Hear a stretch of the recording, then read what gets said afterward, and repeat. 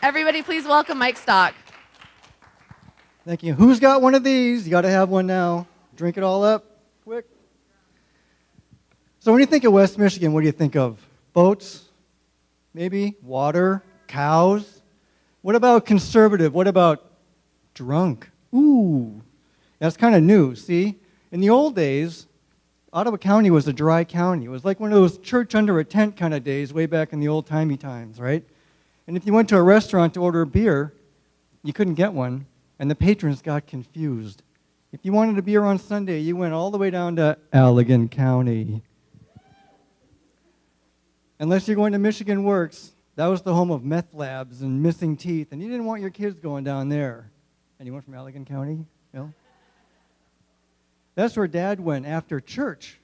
There's one on every corner. It's so conservative, even the birds fly clockwise. Right wing, get it? Okay. The Dutch have this saying, it's, if you think you're done working, you better find something else to do, but never on Sunday, and don't mow your lawn.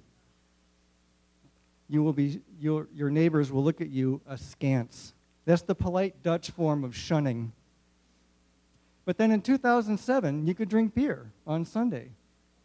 And what that really meant was that Dad didn't have to go into the basement and work on those special projects anymore. So if you had like a spare barrel and some stolen copper piping, Detroit, no, I'm just kidding. You could set up shop in your basement and do pretty much whatever you wanted to. And that's what happened. Liquor licenses were issued like a flurry of falling leaves. But the people in Holland and Zealand, the epicenter of the right and the writer, the red and the redder, they were very outraged. Parents rediscovered the movie Footloose, remember that? And the ancestors who had come from the old country to escape religious laxity rolled in their graves. But Zealand was the holdout. It was the biblical oasis in a region going to the dogs. But finally, they got their liquor licenses too, and a liquor store opened, and it was owned by Indians, of all things. And the old Dutch people were outraged. The local talk radio was filled with words like apocalypse, damnation, and Obama. But our own New Holland Brewery, through it all, expanded its operation by $4 million, and that included these enormous tanks, each of which holds 14,000 gallons. And only 3 breweries in North America have them. So you might wonder, why did they need 44,000 gallons of storage? Well, it's due to one of their most popular drinks, and I know this for a fact. No one escapes this, neither do I. But it's called Dragon's Milk, and it's got chocolate this and spices that, and it's aged in oak barrels, something else. But the essential ingredient appears to be 10.5%. And guess where it sells best? Yep, good old Color Me Red, West Michigan. Who knew, with the pent-up demand for high alcohol content and the pent-up repression waiting to be uncorked? But this new attitude is a lot more forgiving. There's a lot more mowing going on Sundays now. And all those apparati are moving out of people's basements and right into brew pubs without the food. You can just bring your own. Citrus lager with your pizza, anyone? Ooh. Sounds good on paper.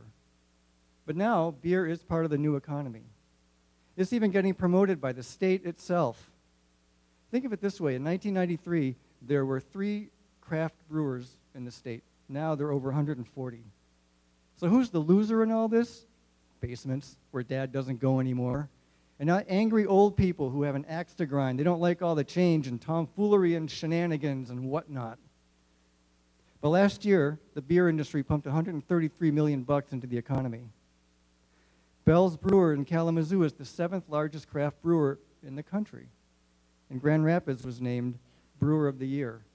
Grand Rapids was named Beer City, USA. And if you factor in all the wineries and hard ciders, you get a much better picture of what this new economy is. It's very liquid.